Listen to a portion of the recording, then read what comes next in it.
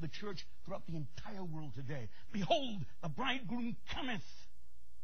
However, it probably wouldn't accomplish much, because by the time it came here, it was already too late, as we'll see. But first, look at verse number 7. Then all those virgins arose from their sleep and trimmed their lamps. Have you ever noticed when an emergency arises how all take action? Well, the same will be true of us. Whatever it is that God tells us to do now, at some point in time, we'll attempt to do it. We'll attempt to do it. And with every compulsion to do it, as here. However, here's the downside. We'll no longer have the means to do it, or the time left to do it, as here. When these 10 virgins arose and trimmed their lamps, 5 of them made a horrible discovery. Verse number 8. And the foolish said unto the wise, Give us of your oil, for our lamps are gone out.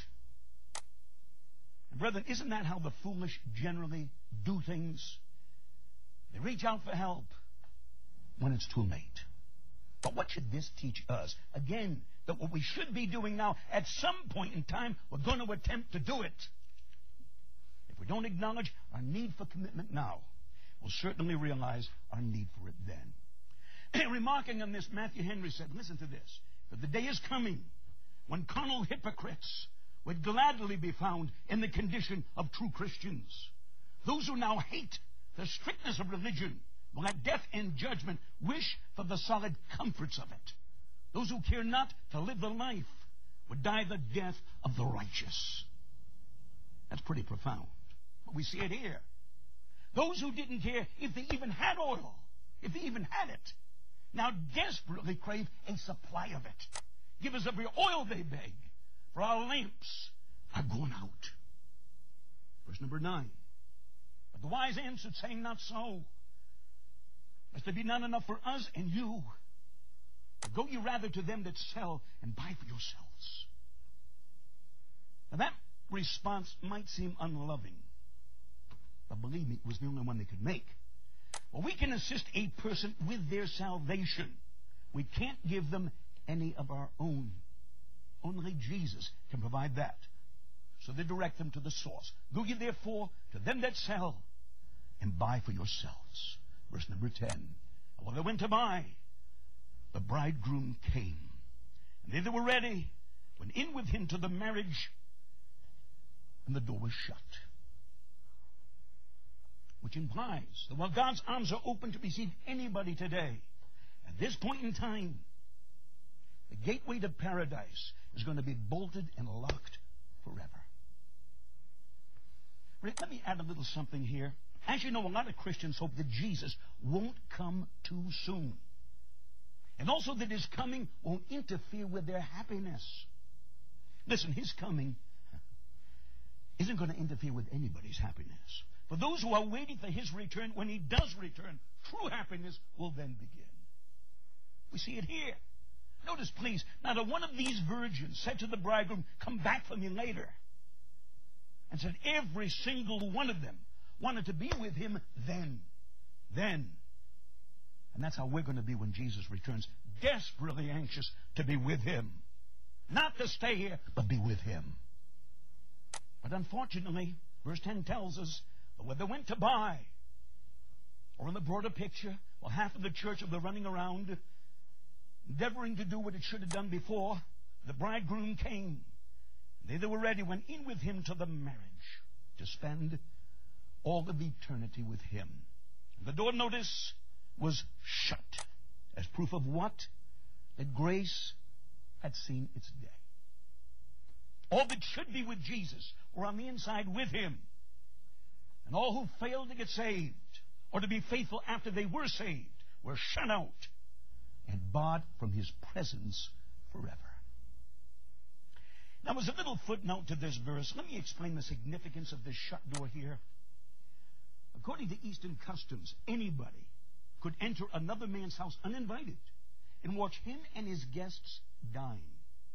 However, on a formal occasion like this, after the guests had arrived, the door was shut tight to keep all of the spectators and the unwanted out. And incidentally, when that door was shut, it was not opened for anybody.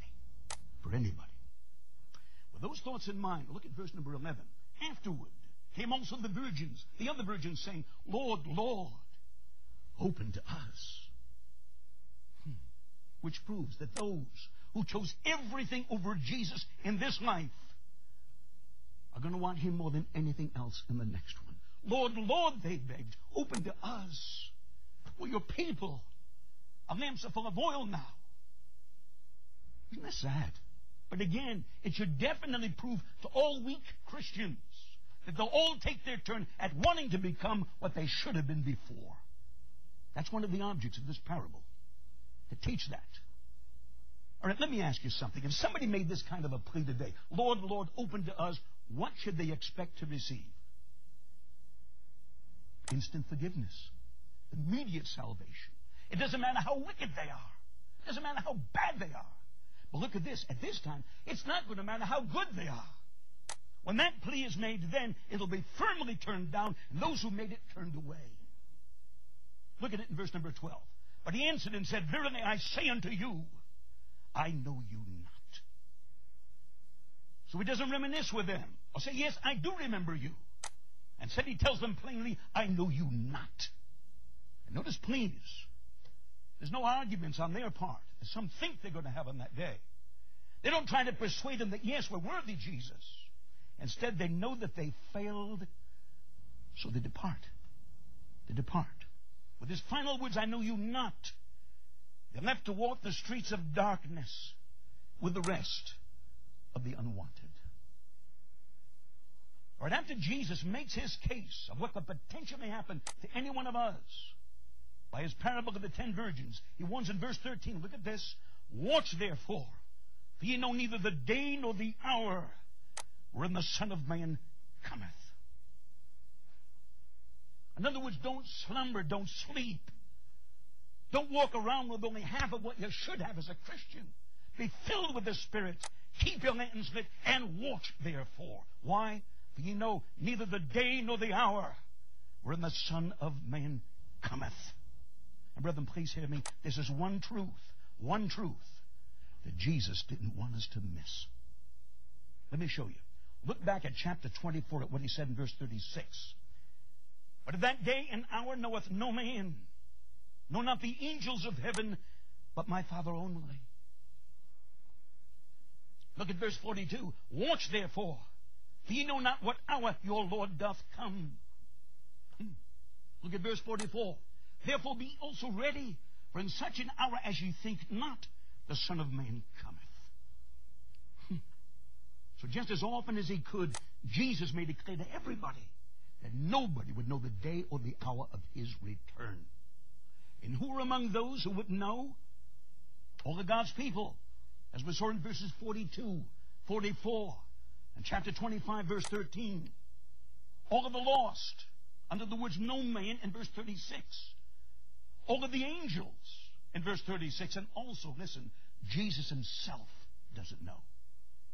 During the same speech, Jesus said, Mark 13:32, but of that day and that hour knoweth no man, no, not the angels, which are in heaven, neither the Son, but the Father. Isn't that something? Not even Jesus knows the time of his return, only his Father. Brethren, this is one of the best kept secrets of the ages.